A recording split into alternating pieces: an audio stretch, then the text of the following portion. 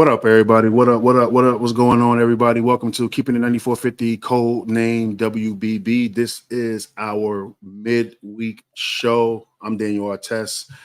And in the building, as usual, my co-host, my ace boon from the other room, Lauren, a.k.a. Lolivia Pope, a.k.a. Loza Parks, a.k.a. Low Knows It All. Low Knows. What's going on? How you doing? I'm doing well. A little tired, but anyone who follows me on Twitter knows my son has been kicking my butt. Shout out to Dayshow for making that public knowledge to everyone on the timeline today. But we have a fun show coming up. So yeah, it's been another great week in WNBA. Yeah, so I hold on one second. Like, what's going on? What's going on with your son and stuff? Like, you know, just typical 2-year-old, just being two. Yeah, I'll leave it at that. I'll leave it at that. It's just being a 2-year-old. No, it's all good, Nisha. I'm joking. I literally write it on Twitter all day. So everyone knows, anyone who knows me personally too knows that I don't sleep well to begin with. And it's been a rough week because he's been not sleeping well. So in return, that means I'm not sleeping well. But the show must go on. Yeah, exactly. But yeah. Also, I just thought that you was upset about, what's going on with your other team going on the men's side and stuff with this whole new, this coaching hire. Okay, so you want me to cuss people out today, huh? Yeah, man. You know what I'm saying? You want me to act a fool today? Yeah, I want you to act a fool today. Yes, I do. You know what I'm saying? Because it's a horrible hire, to be honest. And it's interesting because the people that seem excited about it are not Laker fans, but LeBron fans. And I actually hope that JJ proves me wrong. I really do. So for all those that don't know, I'm the resident Laker fan. And they hired JJ Redick today on a 4-year contract. And my first response is, how the hell is our head coach have the same experience in coaching as I do? That's a problem. That privilege every single time. Man has zero experience as an assistant, like zero experience, but is able to get the hardest job with the most popular franchise in the world. I mean, in the league. Come on, man. Yeah. You can't tell me that's not privilege. Yeah, it is. You know what I'm saying? Listen, it sucks, man. You know what I'm saying? I feel bad. So, that's my opinion on the hire. Our record is still gonna be better than y'all, so don't feel too bad. Wait a second. That's not. Listen, I guarantee we'll beat y'all 2 times this year. But is your record going to be better? That's what I said. Is our record going to be better? Yeah. Maybe. I hope. Sorry, my charger fell. Nah, I doubt it. Nah, we're not. Listen, I was going to say we could put money on it right now in front of the world. In front of the world. Please listen. I just want to see. Put your money where your mouth is. I just want to see what you're really about. Listen, I'm all about saving money, and that's why we sponsored by SeatGeek. Hey, listen, go use the 9450 as your code to get $20 off of your concert tickets. Okay, that's what we want y'all to do. You like that segue, Lauren? Absolutely. That was kind of elite right there, stuff. That was a good segue. Yeah. Tell everybody about Welsh Mode real quick. Welsh Mode. I'm not going to read that. I guess I should because people can't see it. Everyone can't see it. Okay. Experience the unique journey of Welsh Mode coffee. Each cup offers a taste of adventure crafted by our diversity-led team committed to inclusivity and premium flavors. Join us for a delightful ride through life's moments, celebrating, exploring, and moving with the boldest brews around. Go Welsh Mode. So you can visit www.welshmodecoffee.com. They ship all over the world, not just the US. So yeah, check them out if you are into coffee. Yeah, definitely. And yeah. So we're just gonna move on and get right into this show. So this show is basically it's a little bit different. This is our midweek show, so we don't really be going too crazy and everything like how we do on Sundays and everything. But we just wanted to talk about some injuries, players getting injured, players returning from injury, giving out some flowers and stuff like that as well. So yeah, we're gonna start real quick about Cam Brink, man. Oh my goodness. Spurs. See, Lauren, you already got me starting already thinking about my team, man. Listen, Sparks rookie Cameron Brink suffered a devastating injury during Tuesday night's game versus the Connecticut Sun. It was in the first quarter, 6.5 minutes left. She lost her footing while driving against Brianna Jones. She felt kind of awkward. She grabbed her leg. She was in a lot of pain. She was helped off the court by her teammates. And then she didn't return back to the game, which is the Sparks loss 79-70. So like we didn't know the extent of the injury until the next day. It was a lot of concern though. And then we got the unfortunate diagnosis that she has torn her ACL, and she was the number 2 pick in this 2024 WNBA draft.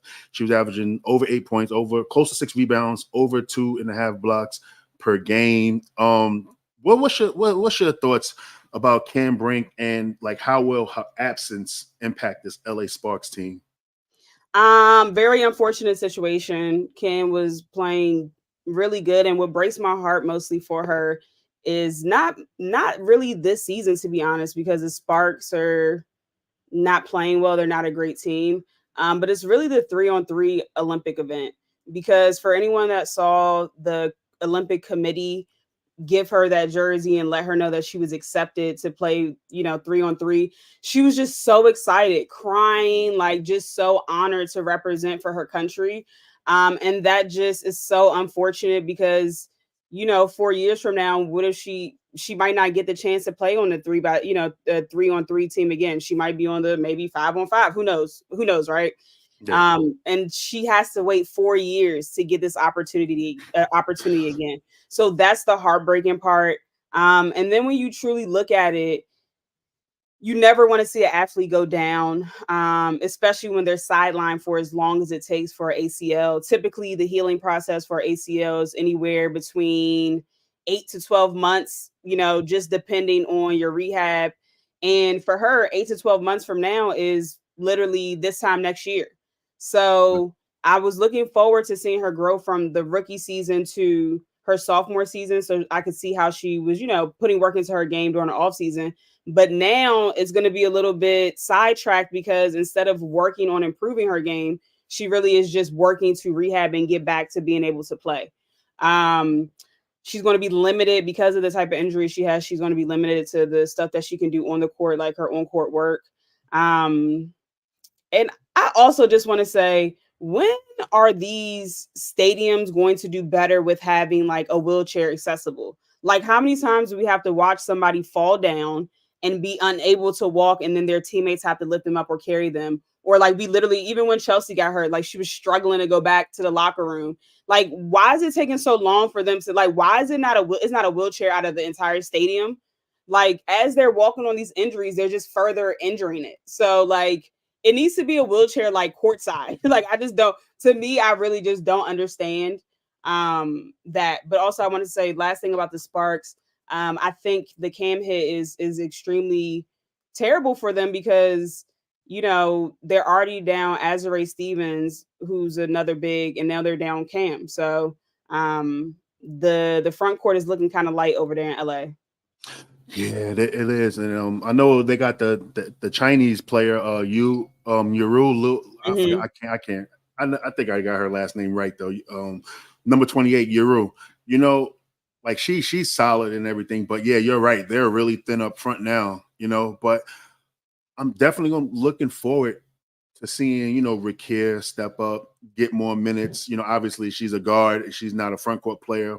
But I'm looking forward to seeing her get more minutes because I really think that she's a special player too as well. So I'm really, I'm shocked, to be honest. Like I talked about it on the Codename Sparks podcast with Ray.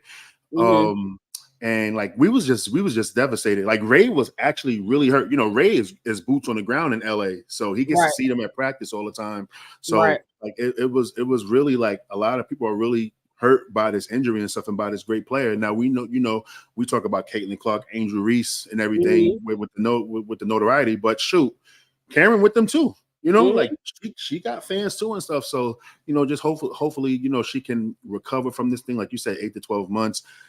Also like the mental part of the ACL tear, getting back on the court again, and also like, hey, taking that first fall or getting that knee bump. Trusting that knee, and trusting it and stuff. So I really hope that she bounces back, and I think she does, and I do think that she can make that 2020 team in LA. Like she's a really solid player, and I was trying to find some things on the WNBA free agency to see who's out there, but listen. People that do WNBA work, we need y'all to be better, give us better access to the list of players that's free agents, man. Because I'm like, yo, I can't find nothing. You know what I'm saying? Like, I'm looking, I'm like, it ain't nothing out there. So, hopefully they can get better at that, because I would like to talk about, different players that's out there and stuff. Well, Liz Cambage is out there. You want to bring her back? Nah, but prayers up to Cam and wishing her a very, very speedy recovery and stuff. All right, let's move on to the next subject. So think about this. We talk about an injury, a player coming out. Now we got a player coming back in. Chelsea Gray, the point goddess, is back. And the Aces, they have been struggling, but when she's back now, the defense looked kind of good. You know what I mean? The continuity of the offense was looking kind of good. Like, what's your thoughts on Chelsea Gray coming back? All is right in the world. When we can watch Chelsea Gray play basketball, it is a good day. Like, the basketball world missed Chelsea Gray just based on her sheer greatness. You can see the point guard's presence made as soon as she stepped into the game. Within the first 20 seconds, she threw her first assist. Like, you could visually see the entire team just kind of take a exhale when she came in to check in, because theoretically, with her being back, it allows everyone to go back to their regular positions. And as I mentioned last week, Jackie has done exceptional at taking over the lead guard position, having to carry that position while Chelsea was gone. However, she can now play more off ball. And that gets her more easy looks, because she can run off screens more or create for herself if that's what she needs to do. But it's less responsibility for her.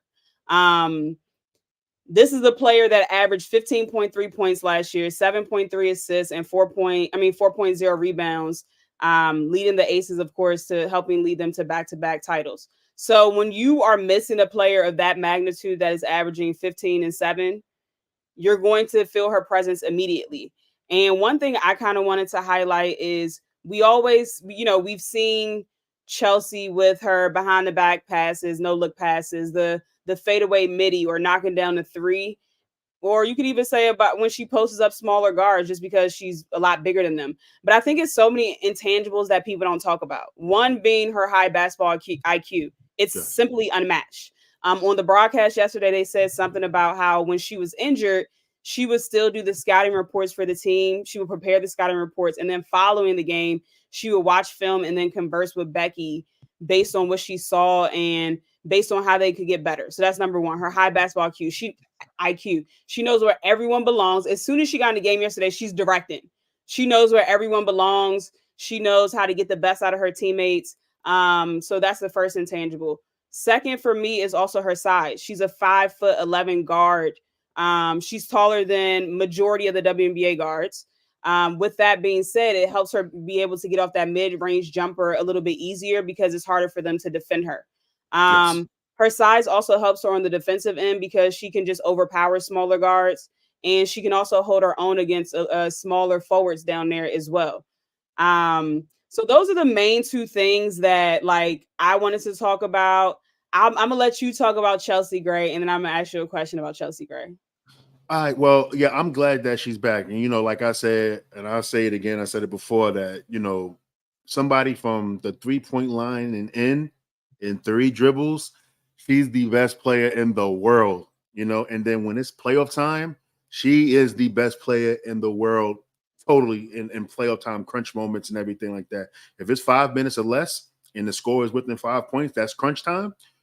She's the best at it. You know what I mean? Very efficient. Wasn't she, like you said, she was like shooting like 64% on that playoff run last year? Yeah. Something like that. Like just I think doing something. it was 61% from 3 and then 54 from the floor. It's crazy. Well, it It's might be crazy vice numbers. versa, but it's one of the It could two. be. Hey, listen. Either way, elite efficiency. Crazy. You know. And you think about it, point guard, like you said, point guard is the most important position on the floor and stuff. And think about it, as great as Asia Wilson has been, and she's our MVP lead right now. Without no point guard, this team was struggling. But it's kind of crazy, like how, you know, Chelsea comes back and the defense get better automatically. You know, everybody's comfortable now. Everybody's happy and stuff. Everybody's, you know, fighting for each other and stuff. You know, and you know what else is crazy? Man, she's been healthy like this whole time like this. You know, we thinking like this injury is worse because she hasn't been playing. Like, she's like, I think Chelsea was watching the 9450 podcast and was like, yo, I'm gonna make these guys and this lady over here eat their words and stuff. And you know, a lot of people have been making us eat our words this year. Yeah. But I'm saying, like, when you seen her at the White House, like, how was she moving and stuff? Like, she was fine. She was fine. So she probably was just like working out, getting that win back and I stuff. I thought it was more. See, I thought she was out because I didn't know if she was playing 5-on-5 contact yet. Like, you could tell that she was good enough to walk without a boot and all of that. And even when you would see some of the behind the scenes of the aces, when they like shoot the half court shots and stuff like that, she's jumping around and celebrating. So she would jump on her feet, because I'm looking at both feet in the video to make sure she was landing evenly on them. So I just didn't think that she was playing 5-on-5 contact yet. But once she came out and said, I'm definitely playing in the Olympics, I was like, oh, she's ready to play, because the Olympics is in a month. So she has to start ramping it up soon. And I think that what they was doing in practice, like, because, you know, media can only be in practice for a certain time. They probably had this elite practice schedule to where like, listen, we're about 45 minutes before media come, maybe 30 minutes before media come. Get off the floor, Chelsea. You know what I'm saying? Go back, get your rehab and everything. You know what I'm saying? Because nobody didn't say nothing. It's, you know, you would see her shooting around and nothing like that. Like, we didn't see, like, you know, Chelsea Gray on the floor doing this or she was shooting around and stuff. They had some videos of her shooting around. What I mean is, like, you know, they could see the last couple of minutes of practice. I'm thinking like they probably stopped practice, and then those last couple of minutes when the media could watch, they was just, you know, doing shooting around and everything. That's what I meant to say. You know, you don't see them going hard and stuff. Because, like, I remember even like during like my fever days when I was people saying with the field, like I was playing with them, but practice play we was playing, forget all that. But when media came in, they was going hard. You know what I'm saying? So that's what I'm thinking. I'm thinking like they really wanted to keep this under wraps. Because think about it, like we wouldn't have those conversations that we was having because we had no clue. Of course they wanted to keep it under wraps. We still don't even know what the official diagnosis is. Exactly. But, you know, all in all, I'm just glad that she's back and you know, that's the main thing. And hopefully this team could get this ship rated and get back to where they gotta go. As crazy as it sounds, I'm gonna tell y'all a quick story. It just kind of goes to show like how much mental toughness matters, or how much the game is mental. So in high school, when I was a sophomore, we were very, very good in volleyball. We were, in fact, undefeated. I think we went maybe 23-0 or something like that. And I'll never forget, we played one of our rival schools, and one of my friends, who was one of our best players, she was our setter. She got hurt in practice the day before one of our biggest games. And, you know, we played without her for the first, I think, 3 sets. And then we were getting smoked, like we were getting cooked. Mind you, it was only one person gone out of a 6-person rotation, but she was that important to our team. So equivalent to Chelsea being to their team. So my coach at the time, she was like, you know what, we're going to put her in just to help us with our mental block. So as soon as she came in, mind you, she didn't do anything. We hit her in the corner the entire time. She didn't really do much, but just her being on the floor just helped us come back and win the game. So I say all that to say that it is a sense of comfortability when you're used to the same people being on the floor, and it's a sense of just the mental aspect of the game. People underestimate the mental aspect of the game.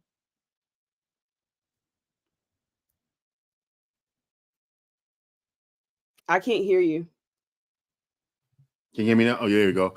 And you need great mentals on this level of basketball, man, especially at that point guard position. So, I just think that the Aces, man, I really think that a lot of this stuff is going to be fixed, man. When you got a presence out there, I think that it's going to be, man. I think that they're going to be like really smooth. I think that everything is going to go right for them, and we should see them run off this nice little win. I mean, this nice little winning streak, right? And then people got to understand too, right? When you're a champion and you got a target on your back, and we see this even no matter what side, college basketball, NBA, you're going to get everybody's best shot. And then also with the medias now, when teams are struggling, you're going to be like, oh God, they got a lot of things to do and stuff. And everybody is going to everybody's going to be like, hyped in on what's going on with this losing. Can they figure it out? Can they figure it out? But I bet you in that locker room, they're saying stuff, but they also staying together. Like, yeah, we're struggling, but in the locker room, the stuff that we're not going to hear, definitely staying together. And I'm really, proud to see what this Ace is about to do. I'm really proud of what they have been doing, and I can't wait to see them, really run this table right now. I really feel like they're going to go on a big win streak. And I think that you kind of touched on it earlier, but I think that we always talk about Chelsea's offensive game, but people really forgot about how effective she is on defense as well. And I think it's mainly just the communication, right? She's loud, she's talking, she knows where everyone belongs, so she can get them back in their spots. Whereas Jackie is more timid and quiet, so maybe she's not calling out the screens as loud as as Chelsea's doing. So I think we automatically saw their defense. That's the best defense they played all season yesterday. Yeah, literally, and she only played 15 minutes. That's the best defense they played all season yesterday. So I think moving forward, I think we see them continue to get better. Hold on, let me read this. This is my god brother. Yeah, go to the comments and stuff before we move on to the next subject. Got it. My god brother. Hey, do y'all help with parlays for the WNBA? I need a hit. Hey, get your sports knowledge up, my guy. Get your sports knowledge up, man. Hi guys, just figured you have a little. Okay, perfect. What's going on, y'all? Now this was the question I'm going to ask because I had the timeline going. They were in a frenzy today. Mm-hmm. They were up in a frenzy, especially the UConn fans. Shout out to UConn fans. I have no issues with UConn. I'm just telling my truth and standing on my truth. So I tweeted that Chelsea Gray is, and I said this last year, so this is not me just being like recency bias or anything like that. I literally said this last year. But Chelsea Gray is the best point guard of all time. Yeah. Like who? Just no rebuttal. Just yeah. Yeah, I mean, who's fighting against that? I feel like Did you not see my timeline? I was getting cooked today. Lauren, I was apartment hunting today. Okay. Listen, I'm trying to find a nice bomb apartment, man. I think I found one. You know what I'm saying? Now I narrowed it down. Actually narrowed it down to 3, but I think I got a winner. But listen, people, this is how I feel. All right. About this whole Sue Bird versus Chelsea Gray thing or whatever. Not even that. Sue Bird, the GOAT conversation, the GOAT point guard. This is how I feel about it with Sue Bird. I think that everybody get caught up with who Sue Bird, played with. Obviously she played with Stewie, Lauren Jackson, all those other stuff. Great post players and stuff. Drew. But I never really had seen Sue Bird have a moment. You know what I'm saying? Like, what's that Sue Bird moment? Every time she plays with somebody now, she's getting everybody in the offense and everything. Great, great distributor of the ball. Great doing this. But what? Come on, man. As far as the greatest point guard, she can't be the greatest point guard because Cynthia Cooper played. You know what I'm saying? So she's not better than her. She's not better than Cappie Poindexter. You know what I'm saying? She's not. They're considered more shooting guards, though. All right. Listen, if we talk about Chelsea, then she's not better than Chelsea. I'll tell you that right now. She's not. I'm sorry. Listen, they was in those comments ready to fight. Like one girl literally told me, "Shut up." I said, "Make me." I can't do that. then, but to the dudes that's going at Lauren, they thought like they were. And so the funniest part about the whole the funniest part about this whole thing is no one had a rebuttal to me. I asked them for a rebuttal, and they either showed me her 4 championships, which is cool. So if that's the argument, then whoever has the most championships is the greatest player of all time. Is that how we're doing it now? I just want to make sure that it's consistent. That's all I want to make sure. All right, let me answer something, because Joel said the Artest brother is exposing that he clearly hasn't watched women's basketball that long to say Super has no moments, college or pros. Listen, when I'm talking about moments, when I'm talking about moments and stuff, I'm talking about like offensive moments. Like show me a time. You know what I'm saying? When Sue Bird had a run like Chelsea Gray. Show me, please. Show me. Please. I mean, Sue, listen, I'm not gonna be disrespectful now. No, I'm not. We're not being. Sue has had moments. Sue has had moments. Okay, but we're not being disrespectful. We're just just having casual bounce. No, I'm not saying. Yeah. Listen, we're not saying that Sue Bird sucks. I'm not. We're definitely not saying that. I just feel like she's not better than Chelsea Gray. You know what I'm saying? That's all I'm saying. That's it. And yes, you're right, Joel. I have not been watching women's basketball that long. I've only been doing it for like 4 years. Well, I'll tell you that right now. That would be 97, baby. I'll tell you that. Well, listen. Hold on. Wait. Let me break it down real quick. You know what I'm saying? Let me break it down. When I say that I haven't watched women's basketball, I never watched women's basketball. I watched it in the beginning. Then I started playing my professional basketball career. So we're playing at the same times as WNBA. So but we here, and I'm figuring it out as I go. She says, so is it my job to educate you on stuff that you Nah. You don't need to educate me. I'm good. I'm good. Listen, we don't have the #1 podcast for a reason, okay? We don't have the #1 podcast just because we're here. I'll tell you this right now. Feel me? We have the #1 podcast. So don't worry about it. I don't need your help. Thank you, though. I appreciate you. So let's move on to the next subject. You know what I'm saying? But you're right though, Lauren. Yeah, you can't say nothing about Sue Bird, man. You can't say nothing about Sue Bird. Man, what? You can't say nothing about Kayla. And mind you, I actually like Sue Bird. I just prefer Chelsea because she's more my type of point guard. Like Sue Bird is cool. Like I think she's one of the best to ever do it. Like, yeah. But if I had to pick Chelsea in her prime or Sue Bird in her prime, I'm going Chelsea. That's just my opinion. And another thing too, people. All right, he says, "I promise Sue was cold." Listen, I'm from New York City, man. Sue's from Queens, Long Island, Queens, same thing. All right, like damn, like I haven't seen her play in high school basketball, like play high school basketball or whatever like that at Christ the King High School. You know what I'm saying? Come on, man. Like I know who Sue Bird is. Okay, Sue Bird was Player of the Year 1997 for the women's high school. Ron was for the men. You hear me? So yeah, that's just what it is. And we're definitely not, Stephen A and Shannon. Trust me. Definitely, that's not us. We don't like that. Now, but all right, let's move on to the next subject and stuff. Let's talk about, Aliyah Boston, man. Slow start. She's back to her dominant self. Salute to her for Player of the Week. She averaged 20 points, 13 rebounds, 3.5 assists. Hey, like you just said, all is good in the world with Chelsea Gray, man. Like when Aliyah Boston's back in her bag, all is good in the world too, man. But see, hold on, I'm gonna stop you right there. Because Joel, this is my thing. We're talking about the greatest point guard of all time in the WNBA, but like you're continually bringing up college stuff. Like y'all gotta pick a side, bro. Like pick a side. Is she the greatest point guard just ever in general, or is she the greatest point guard in the WNBA in WNBA history? Like.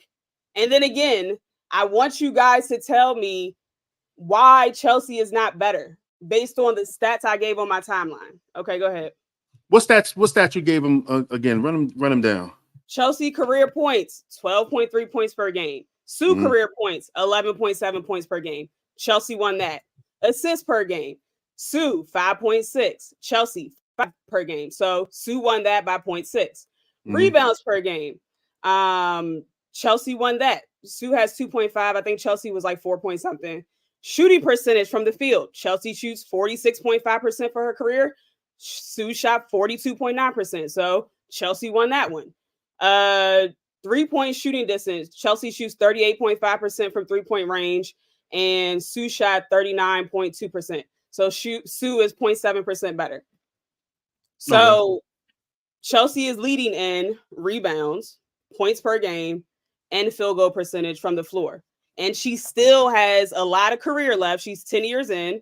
She still has a lot of career left. So who knows if she'll not, who knows if she'll beat the assist, not the overall assist record, but like her career-wise assists and the three-point shooting.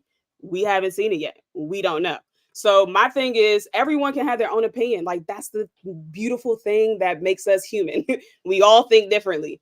But like when I'm giving statistical numbers and people are just like putting up pictures of rings, that's not telling me nothing. Like that's not telling me nothing. Like because that's like saying Bill Russell is the best basketball player ever, and he wasn't. Yeah, exactly. And Bob Cousy is the greatest point guard ever. He got 8 rings or 9 rings or whatever, how many rings he got. You know what I'm saying? But, listen, man, we appreciate all the discourse that goes on in the comments and stuff. Everything is all love. It's all love. You know what I'm saying? It's all love. Basketball, man. It's basketball. Hey, Joel. Hey, listen, Joel, if you ever want to come on the show, man, we'll bring you on the show, man. How about that? Listen, man, Absolutely. We need a resident UConn fan. The crazy part is like the UConn fans be attacking me, but when Maya played, I loved UConn. I used to watch them. I literally watched every single game that she played in, like literally. Like, it's just, and it's Meg not like we don't. Meg said, Chelsea not far off, which is true because if she win this year, Chelsea gonna have 4. Damn. When you really think about it, like, man, that's crazy. 4 rings. Said, respectfully, Joel, Sue Bird is the greatest Robin in WNBA history. That's okay. Lauren Jackson won the MVPs. Brianna Stewart won the MVPs, but Sue is one of the greatest basketball players ever. 2 things can be true. Yeah.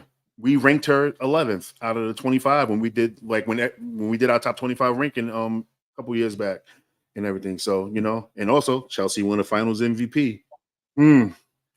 Listen, I get it. People love Sue and everything. I love Sue too. I think that she's an amazing player, but I can like who I like better than the others. It's all right. You know what I'm saying? It's all good. But let's get back to Aliyah Boston, man. Like I said, I feel like she's back. She started off slow, but now she finally got her footing and everything.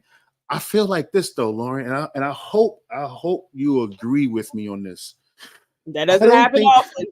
I don't think that Aliyah Boston, the reason why she got off it wasn't a her game type of thing, which started off her season while she was struggling. I kind of felt like it's the play style now when you really think about it.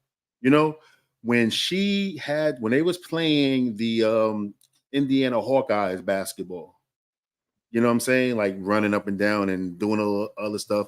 I think it was really hard for Aliyah to adjust to that speed and everything. And, sometimes a shot to the system, in basketball, it hurts. You know what I'm saying? And she kind of struggled with that. But I kind of feel like when they started slowing it down, going through her, having her and Caitlin playing that, two amigo, I kind of feel like now she's slowing down. It's just like what she was doing last year, best back to the basket player in the league and everything. So I kind of feel like it was that. I kind of feel like that's why she was struggling, not because of the game. Like she wasn't working out on her game during the offseason because we seen how strong she got. You know what I'm saying? They're saying her deadlift is crazy. You know what I'm saying? Her deadlift strength got crazy. So she has been training. But I kind of just feel like it was the system that kind of had her struggling and everything. But now that they're running it through Boston, we see what the Fever is doing right now. If the playoffs started today, them Fevers will be in against Fevers. Yes, I'm sorry. Fevers is crazy. That's why I said them. I said them Fevers. Yes, I said them Fevers will be in. Yes. I agree with you actually, and I actually, as much as it hurts for me to agree with you. Hold on, put your elbows back up real quick. Let me see. Put your elbows. See, you agree with me? You gonna do that to me on national television? That's crazy. Put your elbows back up real quick. Now I can't, man. We can't, man. Yo, shout out to my man Tex Winter, man. If I ever see Tex Winter again, man, I'm gonna put him in a headlock. But no, on a serious note, I agree with you 100% on that, actually. And it's interesting because I literally said that. I said that the pace of the game, people kept saying Aliyah Boston, oh, she's out of shape. But it's actually the pace of the game. You can literally see if you watch the first 2 to 3 games that the Fever played versus the last 2 to 3, they're on a 3-game win streak. Different style of basketball. I think the fast pace was good for Caitlin, but it wasn't good for the rest of the team, And I think that shout out to Chrissy Sides for playing more through Aliyah. And again, people are telling me on Twitter that they're not playing through Aliyah more now. Like literally arguing me down. They're not playing through Aliyah more. So their rebuttal was the whole usage thing, like I was talking about last week. I just want to say again, make it clear that usage rating is not synonymous with the idea of playing through a player. Initially, I was just solely talking about the eye test when I made my initial statement in regards to them playing more through Aliyah. You see her more at the high post and able to make the decisions that she wants to make. But then I hopped on Twitter, and Nikias is going to drop some stats. So he had stats that literally went right along with what I saw, which was the eye test. So in the first 5 games, Aliyah averaged 54.6 touches per game. She's now averaging 61.8 touches per game in the last 5 games. What does that mean? That means she's getting the ball more. The offense is going through her more. In regards to post-ups, in the first 5 games, she posted up 4.6 times per game. In the last 5 games, she's posted up 8.2 post-ups per game. So again, meaning more offense is being run through her. In the beginning of the season, like I said before, they pressed a lot with trying to get Caitlin the ball instead of playing through Aliyah, which opens up everything else because she's an underrated passer and she does well passing out of the double. She's either going to pass from the high post or she's going to take them off the dribble. She's just a very good decision maker, and I think her playmaking abilities are very underrated.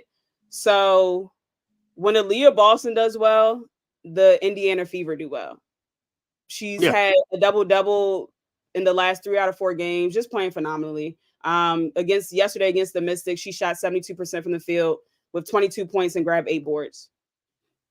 Yeah, she's back to where at that level of basketball where we know that she can play, and simple as that. Like it's really nothing to discuss. I'm just happy that she's back playing this level of basketball, and I'm also glad that I was able to just see these games and stuff because I've been working on this Fever podcast episode, and I'm just realizing like that's why I said at the beginning like it's not her actual game. She hasn't fallen off. It's just the system and stuff. And now that all right, cool, this part of the system didn't work. Now let's go back to what we know, and this team has been thriving since. Aliyah has got back to her usual self. And yes, I don't understand when people are combating that they're playing through Aliyah more. That's like I don't understand which part of the game are they watching. I don't know if they got hit in the head and they're dizzy and they're seeing 3 different TVs. Listen, focus on the one in the middle. Okay. Well, they're not looking at the game. Well, first of all, they have to find ways to keep this Caitlin Clark narrative going, right? So that's number one. They have to find ways to support their narrative regarding Caitlin Clark. But they don't realize that Caitlin gets way better looks when the offense is run through Aliyah. So that's the part that's frustrating to me. Like Caitlin is still going to eat regardless because she's a hell of a passer, and she can flat out score the basketball. So when Aliyah is garnishing this attention, who's wide open? You got your shooters on the wings. You got Kelsey. You got Caitlin. Like you got Katie Lou, like you got shooters, so to me, it's just logical to play through her. She's already proven in this league that she can hold her own as an all-star last year and holding and leading the league in field goal percentage last year, shooting over 51%. As well as being able to handle a double team and make a great pass out the double team too as well. Very, very heady passer, very heady player. I mean, this is what you have to do. And this is what's going to make it work. And like you said, Caitlin is eating. What she had 18 and 12, 6 assists, 4 steals, had a great game. Had a great game yesterday. It's okay. Listen, Caitlin fans, right? Listen to me. I'm probably the resident Caitlin fan on this podcast. I love Caitlin Clark's game. You know what I'm saying? I really do. But it's okay if she's the number 2 option. This team is going to go further. All right. You can even look at the stats. Look at it. What was their record? Before, what was they like? 2 and they only won like really 2 games with Caitlin taking all like the most shots. Mm-hmm. Then now that the game has changed more into the in Aliyah's favor regarding pace, now they're winning. Like they're in 8th place right now. 6 and 10? Yeah, something like that. So like, would y'all just want to see Caitlin take 20 shots a game, and then they just don't go to the playoffs, or Caitlin, as being more efficient better team play, and then they're in position to make the playoffs if they can hold us up, which I think that they can. You know what I'm saying? It looks like we might get to that 20 game mark that we hopefully that we kind of I'm still not. I don't know. I'm still not confident about it unless they play Atlanta 7 times. But it really looks like that. The Fever really have a legit chance to make these playoffs because them teams, but under them, they're not going to be that good. Dallas. Look at Dallas. Look what they're doing. They're just down there, just like, okay, we're just going to tank it away at whatever they're tanking for. You know what I'm saying? I agree with Meg saying Vic Schaefer showed us the blueprint. Use AB as a point forward. I agree. Just like how they were using Maddie, in Texas. Yeah, you're right, Meg. You're absolutely right. Yeah. All right. So before we move on to our next subject, right? What's the good news we got to have, Lauren? What are we doing now? What have we added to the to the network and stuff? What's up? I'll let you. You want me to do it? Okay, I'll do it. So everybody, we are on Patreon. Okay, you know what I'm saying? Y'all know what Patreon is and everything. Listen, y'all been supporting us heavy and stuff. You know what I mean? That love has been elite. But you know what I'm saying? Sometimes we just want y'all to help us, keep the lights on and keep on bringing y'all this amazing content and stuff like that. So please, subscribe to that Patreon. Hey, Tex, if you're back there, Tex, do you have a picture of the Patreon page for us to get us locked in on? But if not, patreon.com/KI9450. You know what I'm saying? $5 a month, general support and everything like that. We have some ideas, some great ideas we're going to implement with this Patreon as we move forward and as we get more popular and everything. And pretty much that's it and everything. So that's what we've been doing. I wanted to shout out Cameron, Dayshell, and Maddie, who are our top 3 Patreon people right now. So shout out to y'all. Yeah, shout outs to y'all, man. You know what I mean? That's all love and stuff, especially, Maddie and everything. Shout outs to Maddie, yo. Because Maddie, man. Shout outs to Maddie. Talk about fighting back. You know what I'm saying? But shout outs to Maddie. Shout outs to everybody that has donated and stuff. Beating down the doors, supporting this network and stuff. You know what I mean? We just appreciate that pretty much. You know what I mean? We love y'all. How about that? You know what I'm saying? That's love right there. Y'all could be anywhere. Y'all can literally be, consuming all kinds of content when it comes to women's basketball and stuff. But y'all here loyal every week, Sunday or Wednesday. And that's just what it is. So remember, patreon.com/KI9450. All right. So let's move on to our next subject, which is, we're going to give some flowers to Kayla McBride. All right. She is. Hold on real quick. Show so I can go up 10 for a daily show. All right. Now you're asking for a little too much. Daily show's coming, baby. Listen, you already know my sleep struggles. She sits up anyway. You might as well just stay up. Hold on, not Meg trying to make connections. Maddie cute too. Hold on, wait, what? Meg, what? Oh man. Yeah, I don't know what's going on. Which Maddie are you talking about? I don't know which Maddie you talking about. I was gonna say the Maddie we talking about. She has an avatar as her. She has what's the Ellie, the New York mascot as her picture. Yeah, unless Maddie, no face, no case. That's what I'm calling her. No face, no case. She's probably talking about Maddie from Texas. That's your type? Okay, moving on. Go ahead. Who we giving flowers to? I don't know about types, man. I'm from Queensbridge. Hey, listen, if you just smile at me, you know what I'm saying? We good. That is crazy. That's how you got the 4 kids, huh? Save that for the art test effect, because there's definitely a story behind them twins, though. I tell you that much. It's definitely behind them twins. Oh, she talked about the same Maddie. Do we know how Maddie looks? I never seen how she looked and stuff. All right, shout out to Maddie then. Shout out to Maddie, yo. Thank you, yo. You know what I'm saying? No face, no case. Except for Megan, you know what I'm saying? So I never seen Maddie, but listen, Maddie has been a real big supporter. she's been a big supporter since the beginning. Her, and also is another person I want to shout out to, Kenzie. Kenzie, you know, I know she's busy. She's got other stuff going on, but Kenzie was like our first big supporter and everything. You know what I'm saying? So really, yeah, shout outs to her and stuff. But Maddie has taken Kenzie's and just ran with it and everything. And, you know, shout outs to her. Shout outs to Dayshell, Darius, you know, Felicia. Megan, you know, Felicia. You know, shout outs to everybody that's supporting. Everybody talking about Kenzie cool too. Megan know everybody. Megan don't know anything, Kenzie.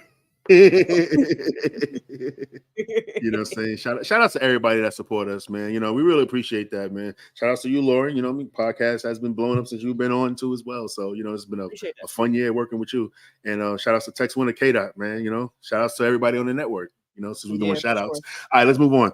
Yo, like I say, Kayla McBride, gotta give her some flowers, man. She's having an amazing season, right? She's close to having one of the historic season in basketball history. I'm not even saying WNBA, you know, basketball history. Now, I know that her shooting has been slipping a little bit, you know, but when she gets back on, she's literally a couple of shots away, a couple of made shots away from a 50, 90 season. Now, we always talk about 50, 40, 90 and everything, but a 50, 90 season has never happened in basketball history.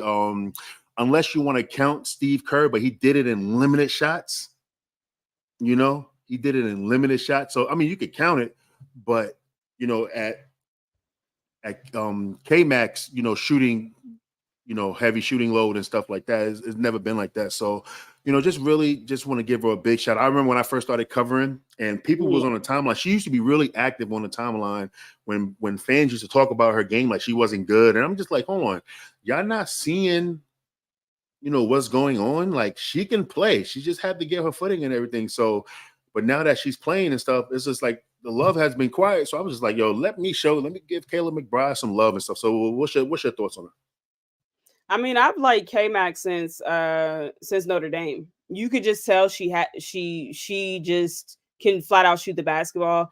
Right now she's averaging 16.5 points per game, 3.7 assists per game, 2.9 rebounds per game. But what sticks out the most for me is her shooting numbers. So like you said, right now from the field, she's shooting 46.9%, 48.6% from behind 3-point range. Which is 14% higher than the third 3-point shooting percentage last season. So essentially right now she's flirting with that 50, 40, 90 club. And if she's able to keep this up for the remainder of the year, she'll join rare company. And only Elena Deladon is the only WNBA player who has achieved this goal so far. And on the men's side, it's only a handful that have achieved it as well, and especially multiple times. So Steph, KD, Steve Nash, Larry Bird, to name a few. But when you really think about it, it's only 6 other players in the WNBA that are getting as many 3-point shots per game as Kayla is. She's shooting at least seven per game, which is crazy. But only 2 of those players in WNBA history, which are Sabrina and Kelsey Plum, have shot 40% or better on 7 3-pointer attempts per game. So if the 2024 season ended right now today, K-Mac would go down as having by far the most accurate high volume shooting campaign since the league's inception. So that just goes to show you the kind of run she's on and how it's helping her team, her historic run. Minnesota is ranked number 2 in offensive rating, scoring 105.6 points per 100 possessions. And then they're also ranked number 1 in effective field goal percentage, shooting 53.9% from the field. So it's like, it's helping everything. But my only issue is if K-Mac gets into a shooting slump, how badly does that affect Minnesota in the playoffs or moving forward, because they rely heavily on her scoring now? Yeah, I mean, that's what, that would happen because they don't really have a secondary. You know what I'm saying? So, yeah, it would help. I mean, it would hurt if she goes into the shooting slump. You just hope that she won't go into the shooting slump. I know that she had a couple of games where she hasn't been shooting bad, but also she has recovered with great shooting nights. You know what I'm saying? And for Megan, there's only been 10 players in basketball history, whether it's WNBA or NBA, that has a 50, 40, 90 season. There's 9 on the NBA side, and there's 1 on the WNBA side, which Aliyah Deladon. So like, it's rare company to it's really hard to shoot 50, 40, 90. And think about it, like before it blew up, before, Larry Bird did it, and then nobody did it until Steve Nash came around and stuff. So, and he did it in the mid 2000s. So it was like a 20-year gap. There was no 50, 40, 90s and everything. But like when K-Mac she was at like a 54, 56, 96, something like that, like a week ago, which is really crazy, which is crazy. So I just think that all she got to do pretty much is stay mentally locked in, as well as Nafisha Kalia, keep on attracting that attention that you have, so you can pass the ball out to her, because she's getting a lot of open shot opportunities and stuff, and like somebody said it up in the chat or whatever. I didn't see it, but and that's what I'm saying, Darius. Yes, no WNBA player has reached 50, 50, 90. No NBA player has reached 50, 50, 90. That's why we're talking about this, because it's a historic thing. This is like the Tamika Catchings of offensive efficiency. Like when I say that, because Tamika Catchings is the only one with a quintuple double in basketball history. You know what I'm saying? So like this is, and she's so close to that. You know what I mean? She's literally like, if she shoots, 55% for like the next two, 3, 4 games, she's right back and everything. You know what I'm saying? But yeah, like I was saying, like with K-Mac, like I just like how she has no wasted motion in her shot. You get the ball, it's right there in her pocket. She just uses her arms and she shoot that thing, and it's the same exact shot every time. That's why players like that, you rarely see them get into shooting slumps, because they take the right shots. They're just not just hunting shots, and they're not doing Enrique. Okay, you know what I'm saying? Like she's just taking. Damn, Meg, you heard him. Dallas is her team. Listen, she shoot 9 for 24 every single game. I'm sorry. No, but like she's just really taking smart shots, and she has been a real net positive for her team and stuff. But if she has a shooting slump, especially at the wrong time, then it's gonna hurt Minnesota. It really will. I hope that she doesn't. I see people saying they still have Fee and Courtney. Of course, Nafisa, like that goes without saying. We know what she's gonna put up, 25 and 10 or 25 and 8, whatever the case may be. Like we know what she can do. But my question is, going in a deep playoff run, if K-Mac goes on a shooting slump, do you think that Courtney or Bridget Carlton or who else shoots over there? Do you think that they are able to pick up that 16-point slack that they would be pretty much missing? Courtney can. Definitely. When Courtney goes on a roll. Yeah. Oh, well, from the mid-range, yeah. But I don't know from the 3, because it just I don't think from the 3. I just think that what K-Mac is shooting from the 3 is just it's actually really impossible to sustain. And the fact that she sustained it for this long is kind of crazy. Like it's crazy and stuff. But yeah, shout outs to Enrique though, man. So there's no shots at Enrique. It's never shots when it's facts, man. It's not shots when it's facts, man. Enrique just be letting that thing fly. Can we just go on record and say that Notre Dame, I would say between Notre Dame and UConn, those are the top 2 schools that have the best guards coming out of them. Yeah, that's Guard City right Notre there. Dame got two in the clip coming out within the next couple years. Hey, listen, I'm waiting for Hannah Hidalgo, man. I'm going banana for Hannah, baby. Let's go. I'm part of the fan club. Tomorrow for Hidalgo, baby. She's just man. She is elite. Courtney I guess that's supposed to say Courtney is a part of the mid-range mafia. Absolutely. Yes. Midi Mafia is crazy. I love it.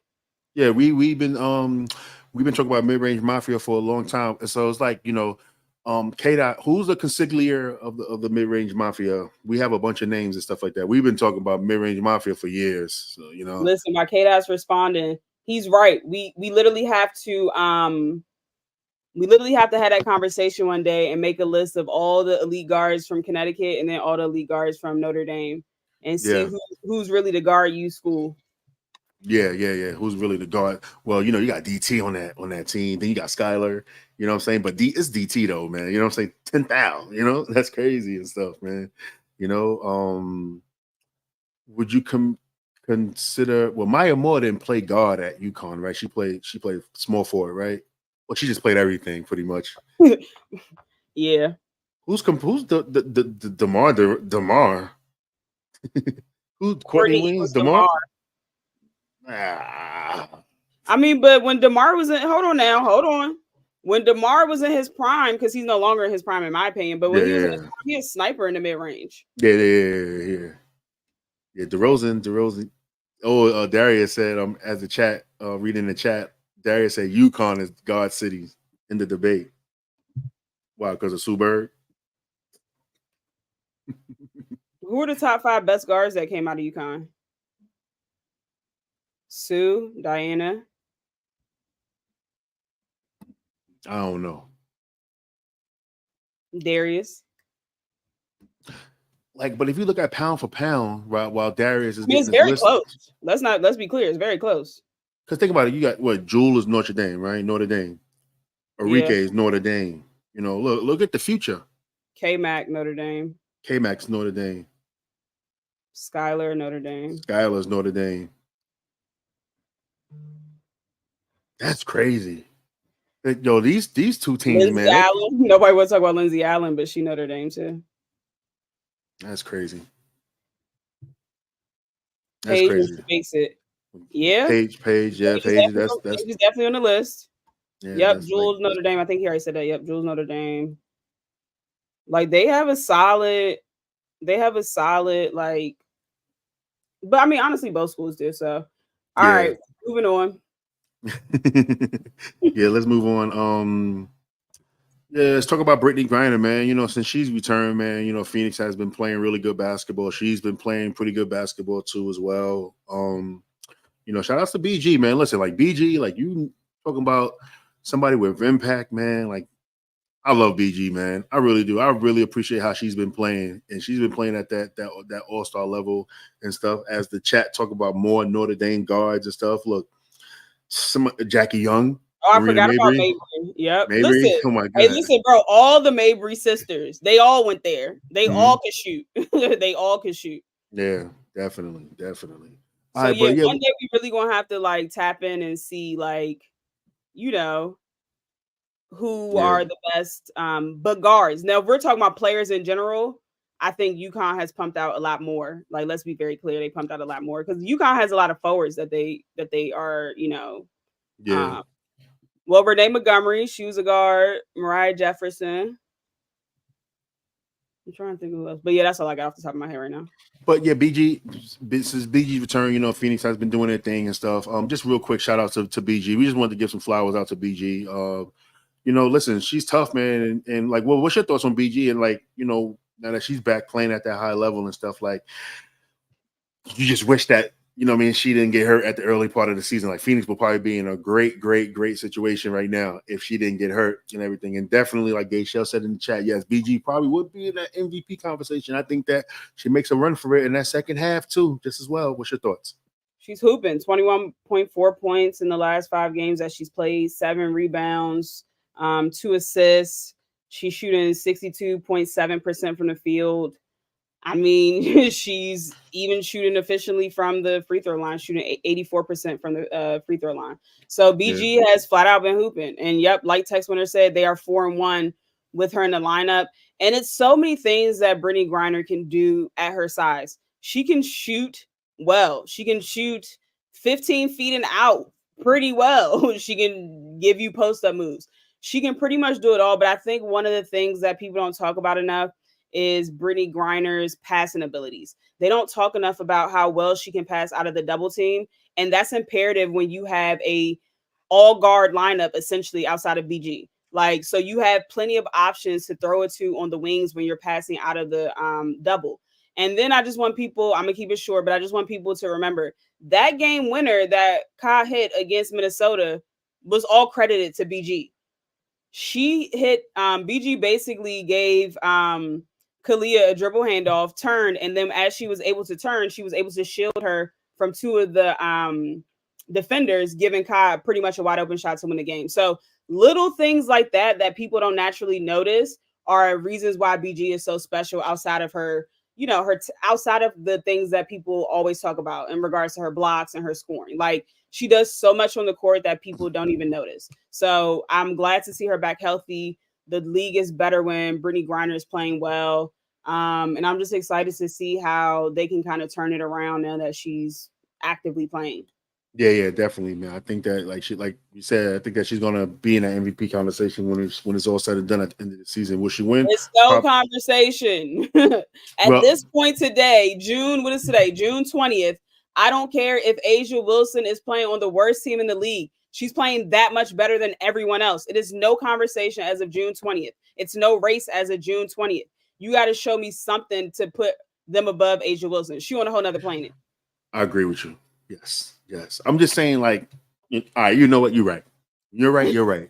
When you're right, you're right and stuff. No. BD Smith. JJ is playing great, but she is not in the conversation. Stop it. She's when they was talking about that conversation great. Don't get me wrong. She's playing like the best player on New York. She's been the most consistent player on New York this whole year. And when they was talking about when they were trying to do that comparison and stuff between Asia and JJ, I was like, yo, listen, I don't sell weed or any type of drug, but I wish I would, because I would love to make some money off y'all, because y'all some weed is legal in New York. That's what they must have been smoking on, because definitely. But yeah, before we get on out of here, man, I want to give a shout out to the Drew League and stuff. Y'all know what the Drew League is and stuff. Y'all know what the Drew League is. One of the premier summer basketball in the country and everything. They have a women's league that's been taken off the last couple of years and everything, and now they're about to pop out and do their thing this summer and stuff. So I just want to give a shout out to them, and shout out to the Smalley family. We are going to be collabing with the Drew League, telling some stories on certain players and stuff that's standing out and everything. So please just be in tune to this podcast and stuff. Yes, we talk a lot of WNBA, college basketball and stuff too, but we also tapped into the grassroots, and also, like, my background just being a street ball player too as well. So we're gonna be telling a lot of these stories of women's basketball, because it needs to be seen. You know what I'm saying? A lot of these players are really good, and we have, and I'm not going to even say the player's name, but we have a guest for y'all that's coming on, and y'all gonna love it. You know what I'm saying? We're trying to figure out, like, if we're going to do it live. We should just do it on the Patreon. We should just give it to the Patreon people. You sure? I think we're going to discuss it, but come on, we got it, And Donna Brown, I agree. I was saying that, so that's when I was saying that Notre Dame has 2 guards coming down the pipeline. I was talking about Olivia Miles and Hannah. And I'm glad you brought Olivia Miles up, because Olivia is just a hooper, bro. Like, I can't wait to see her play again this year. I literally cannot wait to see her and Hannah in the backcourt. Can't wait. Yeah. Hey, Michelle, we wish one day we speak it into existence. We had her mom on the show though. Yeah, we close and stuff. You know what I'm saying? We close to getting being one of those, getting those guests and stuff like that. We working out some things and stuff, like, but we got a guest that's coming on the show and stuff that y'all gonna like and stuff, and y'all gonna want to tune in. But it might be on Patreon. You know what I'm saying? Who knows? Stuff like that. So we working stuff. But damn, Sonia Cintron too. They still talking about That's what I'm saying. We really going Olympic break. We can do that during the Olympic break. Yeah. Because it's like, you gotta understand, right? Citron can't hoop though. You gotta understand. I feel like, obviously we know that UConn has the chips though. Chips matter. They got a lot of championships, but it looked like that list, that Notre Dame list looked kind of crazy. You know what I'm saying? That Notre Dame list looked kind of crazy. So if we going from 1995, like when I think UConn won their first championship in 95, I remember. All the way to now with the guards, we look at the guards and stuff from back then all the way up until today. That's gonna be an interesting list of stuff. But I do like Nikisha Sales too. Back in the day, I do like Nikisha Sales. She was a beast. She was. Yeah. Like when Ron was at St. John's, I used to go watch her play when she used to play at St. John's. She used to play at St. John's, and they used to just destroy the St. John ladies, man. I hated it, but that's when I watched Nikisha Sales play and stuff. She's a really good player and stuff. But all right, we're gonna tap on out because Lolo gotta go. She got somewhere she gotta be. Tell them about your spaces tonight, right? Yes, I have my spaces with my KKN sisters at, I want to say, sometime between 10 and 10:10. So I'll be right back on in about 10 minutes to talk. But I'm gonna let Meg and Jada do most of the talking because I literally be running my mouth all day, like at work, and then I come home and run my mouth with my son, and then I'm running my mouth on here right now. So I'm gonna let them handle it all. I'm gonna let them handle majority of it. I'm gonna chime in every now and then. But shout out to KKN, shout out to Dev and Fazo and all of them as well. Let me give Lauren some flowers on this too. Right, Lauren goes on these spaces right after she goes on our shows and doesn't repeat the same shit.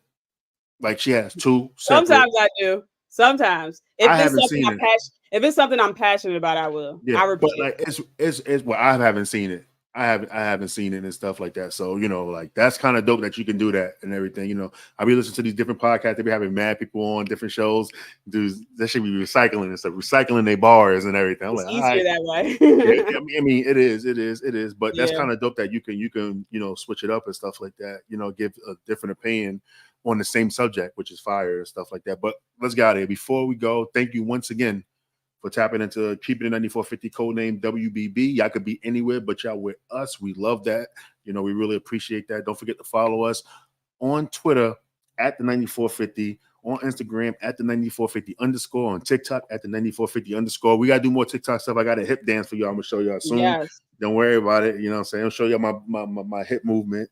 And also on YouTube at the 9450. We just reached 400 subscriptions on YouTube. So we're right there. Next, we're 100 away from getting that partner program and stuff like that. So please listen, tell a friend to tell a friend to tell a friend and tell another friend that, hey, listen, what we're doing over here. Like Moni's just said, fresh takes. We really appreciate that.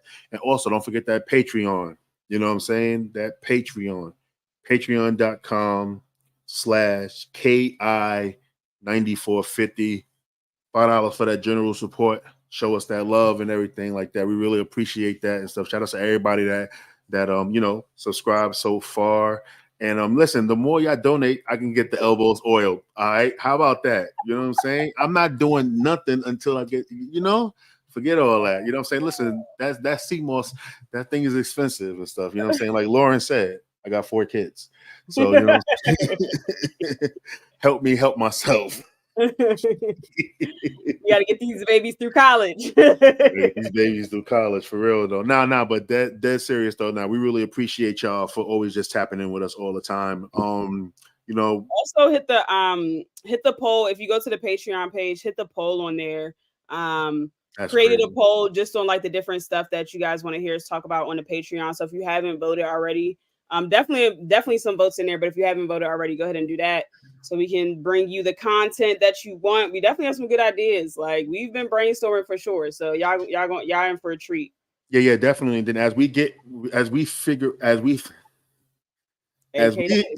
putting that up there. Yeah, that's crazy, son. That's crazy. All right, it's all good. That's Kate. I love him, man. That's my guy. Now, but as we go and get more, further along with this Patreon thing and stuff, we're gonna actually, have a tier to where y'all can actually have input on a subject on the show and stuff. Like, like let's just say the show, right?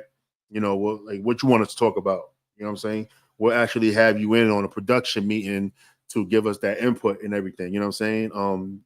And then there's another tier where we would actually give you total control of a segment to the point, be like, whatever you say, go, and we'll do that for you and everything. So we just want y'all to be a part of the conversation and stuff. So we here for that and everything. So once again, thank you for tapping in with us. We're gonna get out of here. We'll be back. Going to Spaces Monday this week. I think it's games on Sunday, and plus you got to do what you got to do. So we'll post the link, but I want to say Monday because it's more games on Sunday than it is Monday. Yeah. So yeah, definitely. We're gonna have some things lined up for y'all. And until then, y'all know what it is. Love is love. Peace.